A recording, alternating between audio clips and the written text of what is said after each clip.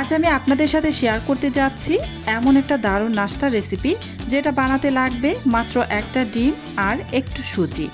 এত কম উপকরণে এত মজার আর মুচমুচে নাস্তা তৈরি করা যায়, আপনি না দেখলে বিশ্বাসই করবেন না। ব্যস্ত সকালে হোক বা বিকেলের হালকা ক্ষুধায় এই রেসিপিটা একদম পারফেক্ট। একবার বানালে পরিবার থেকে আবারও বারবার রিকোয়েস্ট আসবে।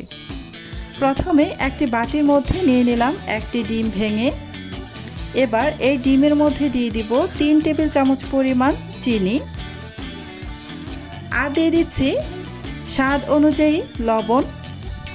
এবার ডিম, চিনি আর লবণ সমস্ত কিছু একসাথে কাঁটা চামচের সাহায্যে ভালোভাবে ফেটিয়ে নিব, যাতে করে চিনিটাও গলে যায় আর ডিমটা ভালোভাবে ফেটানো হয়।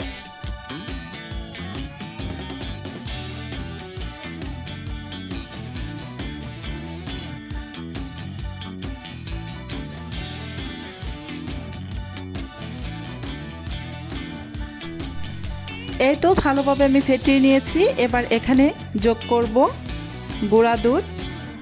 এখানে গুঁড়া দুধ আছে 3 টেবিল চামচ পরিমাণ। গুঁড়া দুধটা দেওয়ার পর আবারও কিছুক্ষণ নেড়েচেড়ে ডিম চিনির সাথে মিশিয়ে নিব। ভালোভাবে মিশিয়ে নিতে হবে।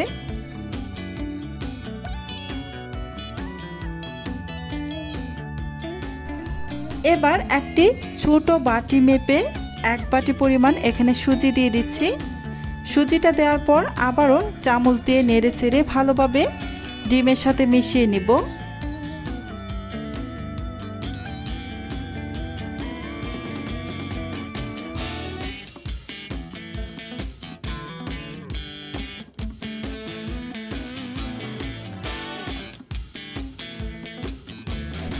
ভালোভাবে মিশানো হয়ে গিয়েছে।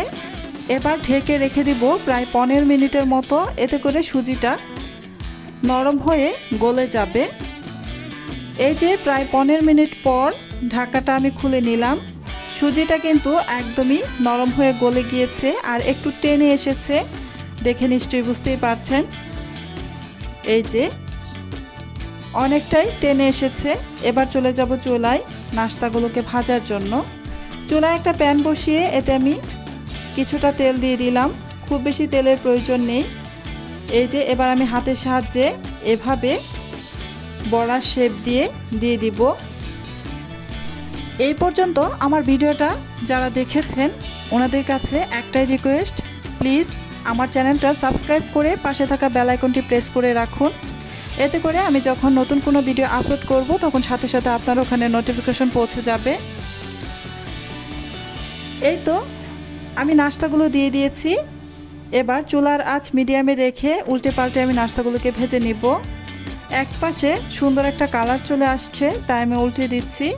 চুলার আঁচ কিন্তু খুব বেশি বাড়িয়ে দেওয়া যাবে না, খুব দ্রুত কালার চলে আসে, সেক্ষেত্রে পুড়ে যেতে পারে আর ভেতর পর্যন্ত এটা কুক হবে না। এক পাশে আমি উল্টে দিয়েছি। এবার আমি আরও কিছুক্ষণ অপেক্ষা করব নাস্তাগুলো যেন দুই পাশে খুব সুন্দর কালার চলে আসে। এই যে কিছুক্ষণ পর পর আমি উল্টে পাল্টে নাস্তাগুলোকে খুব সুন্দর কালার করে ভেজে নিয়েছি। এবার এই নাস্তাগুলোকে আমি উঠিয়ে নিব। এই নাস্তার রেসিপিটা বানাতে খুব বেশি সময় লাগে না আর খুবই অল্প উপকরণে, দেখতেই পেয়েছেন, আর খেতে কিন্তু ভীষণই টেস্টি। আপনারা একবার যদি এই নাস্তাটা বানিয়ে আপনার পরিবারকে দেন, তাহলে আশা করছি বারবার আপনার পরিবার থেকে রিকোয়েস্ট আসবে এই নাস্তাটা আবারও বানিয়ে দেওয়ার জন্য। আজকের মতো এখানে বিদায় নিচ্ছি। আল্লাহ হাফেজ।